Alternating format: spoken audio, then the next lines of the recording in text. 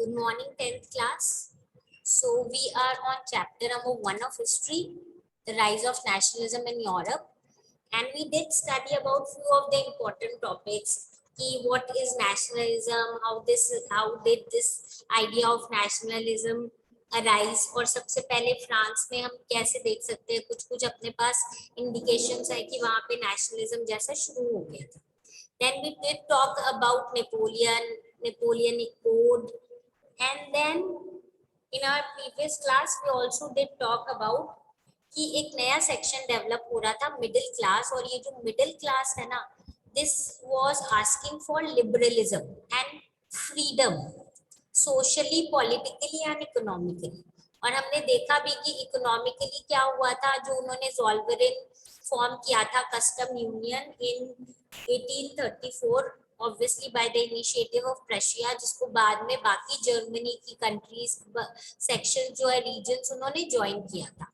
तो ये इसके बाद इनका इकोनॉमिक यूनिफिकेशन आ गया था, जिसके कारण slowly and gradually people started thinking of this idea of nationalism. Okay, so now moving on to the next topic. एक साइड तो हमें पता चल रहा है कि ये जो आइडिया ऑफ नेशनलिज्म है ये डेवलप हो रहा है. ओके, और एक साइड पे हम देखेंगे कि एक साइमल्टेनियसली एक ग्रुप डेवलप हो रहा है which is talking about conservatism. Conservatism का मतलब इफ यू ऑल नो कि थोड़ी सा पुराना, जो पुरानी चीजें चली आ रही है उसको फॉलो करना, या जो पुरानी वाली सोच है वो. तो यहाँ पे कंजर्वेटिज्म का मतलब है टॉकिंग अबाउट मोनार्की. अब let us now come back to the story that we left a few days back in between, यानी कि नेपोलियन वाली स्टोरी. हमने देखा था Napoleon was expanding, he was becoming powerful day by day.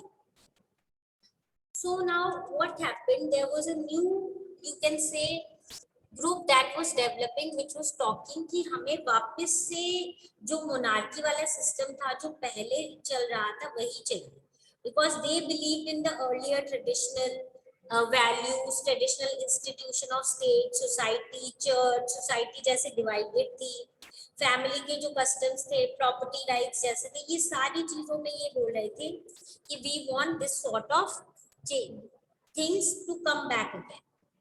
ठीक है, जो ज्यादातर कंजर्वेटिव्स थे वो ये नहीं बोल रहे थे कि एग्जैक्टली जो प्री रेवोल्यूशनरी सोसाइटी है, यानी जो रेवोल्यूशन से पहले फ्रांस में सोसाइटी थी, एग्जैक्टली वैसे नहीं चाहिए हमें, क्योंकि जो चेंजेस नेपोलियन लेके आया था उससे सारे लोग हैप्पी थे तभी तो, because so many people were happy because of the changes that Napoleon had brought, इसीलिए तो वो लोग चाहते थे कि हमारे भी ऐसे चेंजेस आए एरिया में. तो दे वर रेडी टू एक्सेप्ट कि जो मॉडर्नाइजेशन है और कुछ ट्रेडिशनल इंस्टीट्यूशन जो अगर एकदम टोटली ऐसे हैं जो फॉलो नहीं किए जा सकते, उनमें चेंजेस नहीं है. बट वो मेनली चाहते थे कि जो भी हमारे ट्रेडिशनल इंस्टीट्यूशंस है जैसे मोनार्की है, इनको हम थोड़ा सा मॉडर्नाइज कर देते हैं. तो जब हम इनको मॉडर्नाइज करेंगे तो क्या होगा, जब हम इनको मॉडर्नाइज करेंगे तो उसके बाद जो हमारा मोनार्की वाला सिस्टम है वो क्या हो जाएगा, वो और ज्यादा सब्सटेंशिएट हो जाएगा, यानी कि it will become more and more strong, क्योंकि उसमें इम्प्रोवाइजेशन आ जाएगी. दैट इज ठीक है. नाउ इट कुड ऑब्वियसली, इनको पता था कि स्टेट को ज्यादा पावरफुल और इफेक्टिव और स्ट्रॉन्ग बना दे. तो एक इनको पता था कि हमें चाहिए तो कंजर्वेटिज्म, पर हमें कंजर्वेटिज्म के साथ साथ क्या चाहिए, हमें कुछ अच्छे चेंजेस चाहिए. ठीक है, और अच्छे चेंजेस क्या चाहिए, ब्यूरोक्रेसी अच्छी होनी चाहिए, इकोनॉमी डायनेमिक होनी चाहिए, फ्यूडलिज्म और सर्वडम को हटा दो, आर्मी को डेवलप कराओ, थोड़े मॉडर्न चेंजेस लाओ इकोनॉमिक पर्सपेक्टिव से और बाकी चीजों से. तो इससे क्या होगा कि ऑब्वियसली हमारा जो मोनार्की वाला सिस्टम है, ऑटोक्रेटिक मोनार्की, वो क्या होगा, वो यूरोप में और स्ट्रेंथन अप हो जाएगा. Okay, so this was what was happening during this time. Now class, अब ये एक background, just keep this in your background कि people were now thinking about conservatism.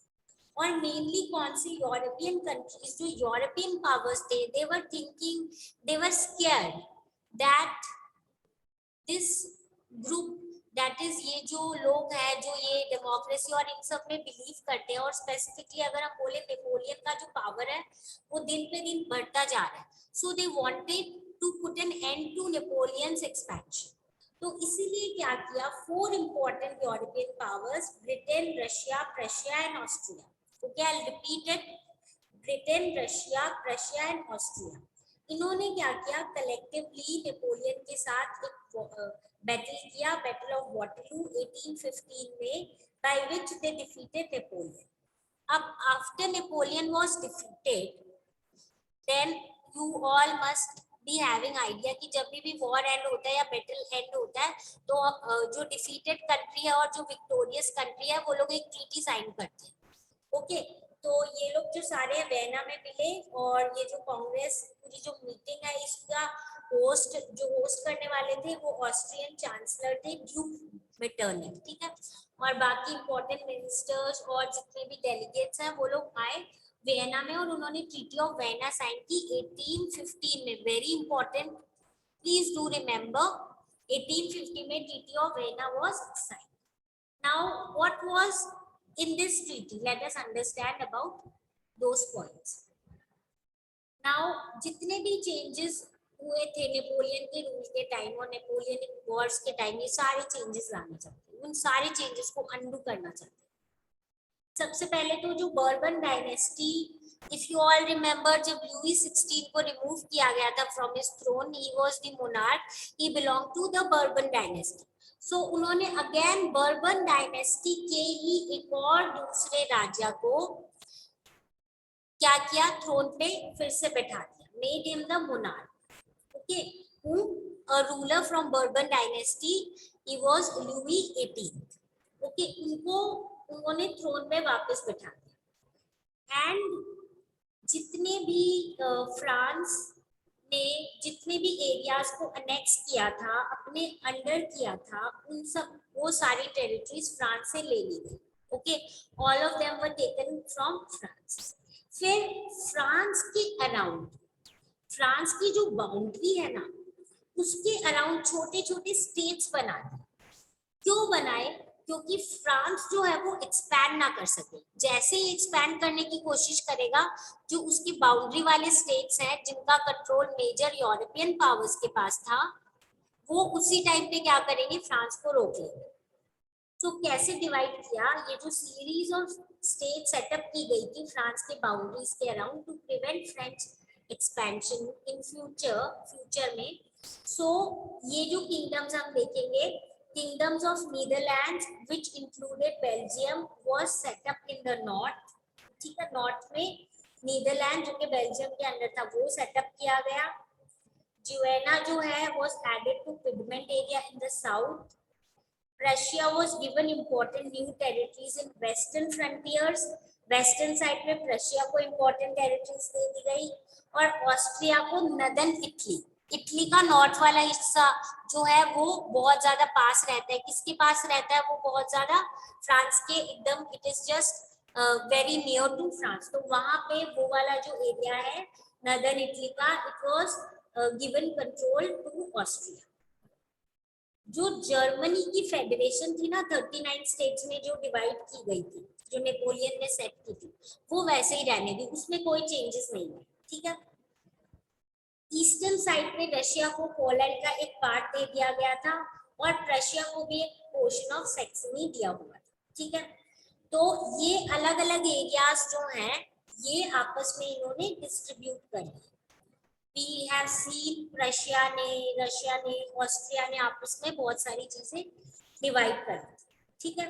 So the main intention was to restore monarchy that had been overthrown by Napoleon and to create a conservative order in Europe.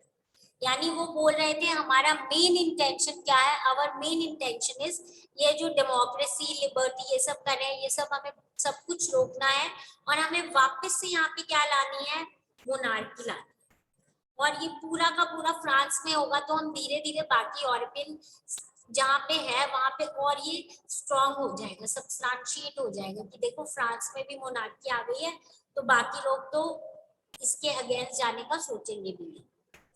अब ये जो नई setup हुई थी ना conservative regime, जो rule नया setup हुआ था, जो कंजर्वेटिज्म में बिलीव करता था, जो 1815 में हुआ था, ये बहुत ऑटोक्रेटिक था, अपने हिसाब से चलता था।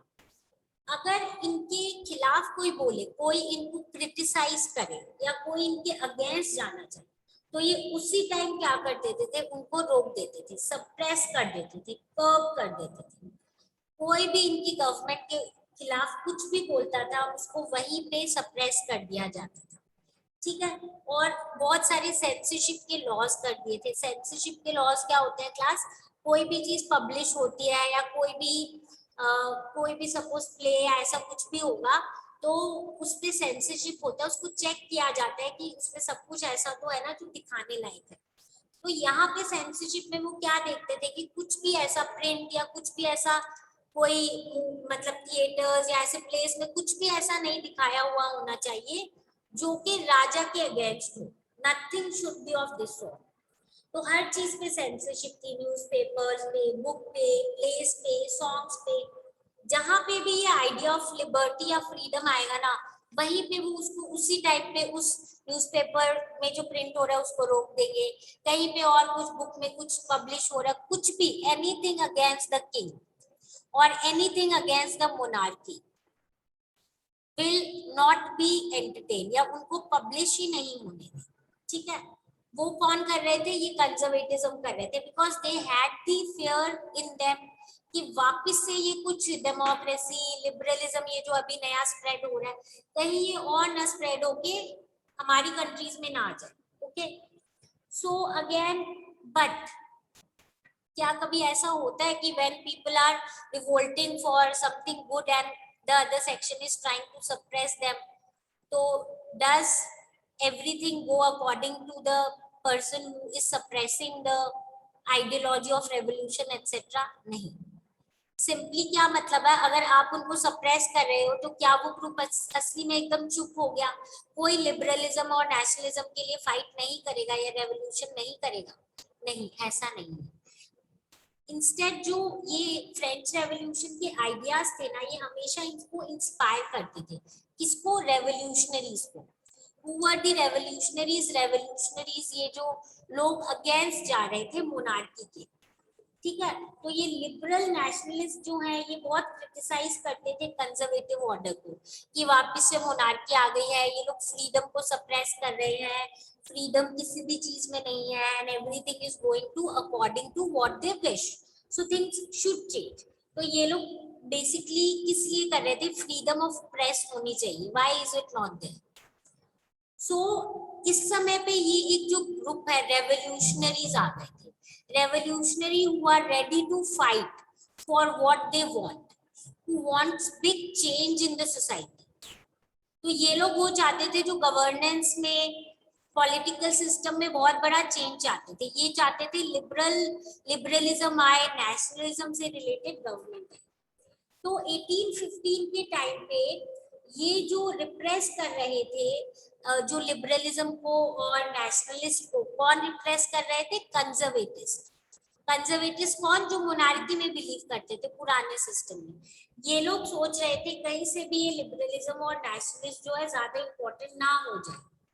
तो इन्होंने क्या किया, इनको हर जगह पे रिप्रेस कर रहे थे।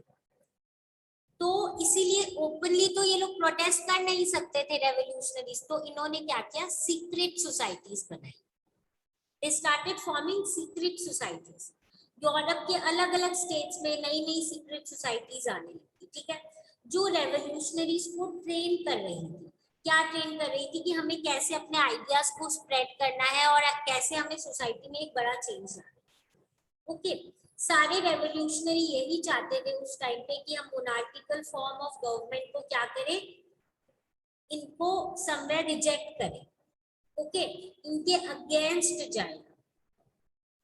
और जब वियना कांग्रेस के बाद जो भी चेंजेस आए थे जिसके कारण लिबर्टी और फ्रीडम को कर्व कर दिया गया था, उन सारी चीजों को हटाना चाहते थे। ठीक है।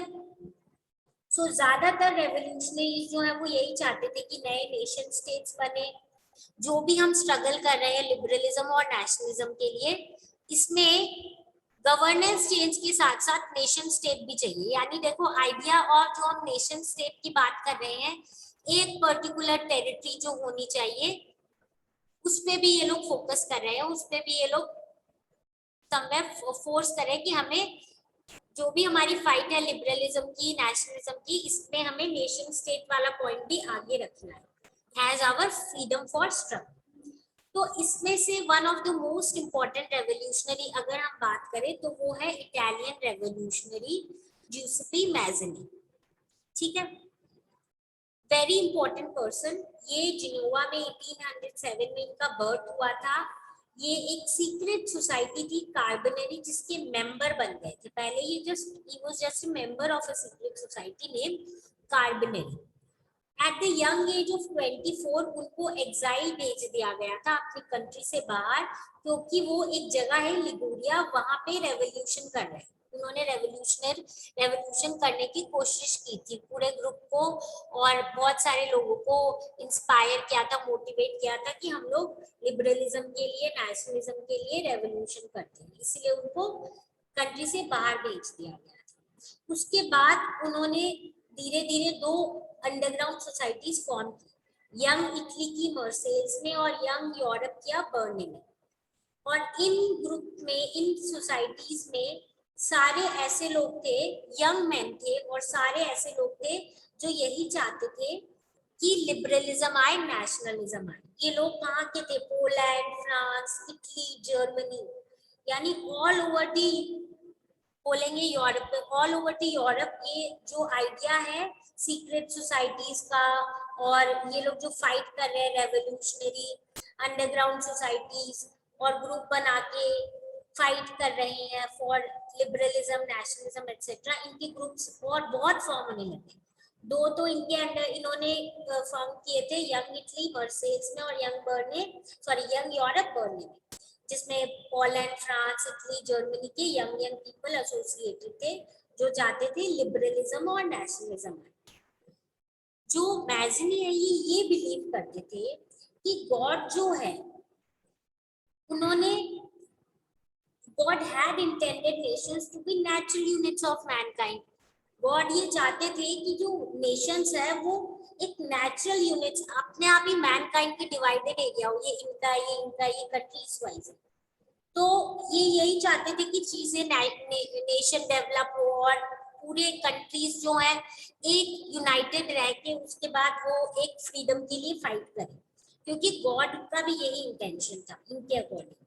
इटली ये बोले थे कि could not continue to be patchwork of small states and kingdoms. Italy जो है छोटे छोटे स्टेट्स में और किंगडम्स में डिवाइडेड थी, पर ऐसे नहीं होना चाहिए। इटली एक सिंगल यूनिफाइड कंट्री होनी चाहिए, उसको एक सिंगल यूनिफाइड रिपब्लिक के जैसे होना चाहिए, और पूरा अपना जितने भी चाहे नेशंस अलग अलग रूल कर रहे हैं, पर एक सिंगल कंट्री होनी चाहिए, अपनी कंट्री की तरफ फीलिंग ऑफ एलिजेंस, अलायंस और फीलिंग ऑफ पेट्रियोटिज्म, ये सब होना चाहिए। और ये बोल रहे थे इटली की लिबर्टी का एक ही तरीका है, उसका यूनिफिकेशन, क्योंकि वो हम पढ़ेंगे इटली के यूनिफिकेशन में, अलग टॉपिक है, that Italy was divided into small small states, जिसमें only one of the state was under Italian prince, बाकी जितनी भी स्टेट्स थी वो फॉरेन कंट्रीज के अंडर थी। सो ही सेड एक्चुअली में अगर पूरा फ्रीडम चाहिए तो unification is very very necessary for Italian liberty. तो इसी मॉडल के बेसिस पे बहुत सारी और ऐसी सोसाइटीज बनी, जर्मनी में, फ्रांस में, स्विट्जरलैंड में, पोलैंड में, सब जगह पे। और मैज़नी कंटिन्यूअस अपोज कर रहे थे मोनार्की को, और इनका विजन जो था वो वही था डेमोक्रेसी का, रिपब्लिकन फॉर्म ऑफ गवर्नमेंट का। और ये इतने स्ट्रॉन्ग पर्सन थे, यू कैन नोटिस, हमने पढ़ा है कि उनके इन्फ्लुएंस से कितने लोग ऐसी सोच में आ गए थे और लोग इसके लिए दे वर रेडी टू फाइट। सो जो मोनार्किकल गवर्नमेंट की और जो कंजर्वेटिव्स थे ना, वो उनसे डरने लग गए थे। Even once Metternich said that the most dangerous enemy to our social order is Mazzini. So just imagine, मतलब एक person को वो बोल रहे हैं कि this person is really someone who is you can say a danger to our social order. इसका क्या मतलब है danger to our social order? इसका मतलब ये है कि जो हमारी existing society है, क्या एग्जिस्टिंग सोसाइटी है जिसमें स्टेट्स डिवाइडेड है, जिसमें मोनार्क रूल कर रहा है, सोसाइटी ऐसे, ये सारी चीजें, इसको ये पूरा ही चेंज करने की कोशिश कर रहे हैं. So he is the most dangerous enemy of our social order. हमें ये ध्यान रखना चाहिए कि Metternich himself was somebody who believed in monarchy, और वो जो ट्रीटी ऑफ वेना हुई थी उसमें मेन होस्ट ये थे. दैट इज व्हाई इनके अकॉर्डिंग मेटरनिक जो है ही was the most dangerous enemy of the social order. ठीक है, तो ऐसे और बहुत सारे रेवोल्यूशनरी थे, पर ये he was one of the most important one, और इनका मेंशन आगे भी आएगा जब हम इटली की यूनिफिकेशन के बारे में पढ़ेंगे. So this was about our conservatism and this is about the revolutionaries, और कैसे सीक्रेट सोसाइटी बनी थी, और जो लिबरलिस्ट थे वो लोग क्या चाहते थे, किस टाइप की गवर्नमेंट चाहते थे, and how they were working. Okay. So in our next class we will be studying about age of revolution. अब हम देखेंगे बहुत सारे रेवोल्यूशन होंगे 1830 से 1848 के बीच में. There will be many revolutions जिनके बारे में हम डिटेल में पढ़ेंगे in our next class. Okay, so this is it for today. I think जितना हमने किया है must be clear to you people. If you have any doubt, please without any hesitation come back with your problem and we will quickly discuss and solve all the problems so that you are clear with the whole chapter. Just give this portion a reading. Definitely बहुत जरूरी है reading देना so that you understand it and also you can come up with your problems if you have it. Okay. So this is it for today's class. Now we'll meet in the next class. Meet you all in the next class.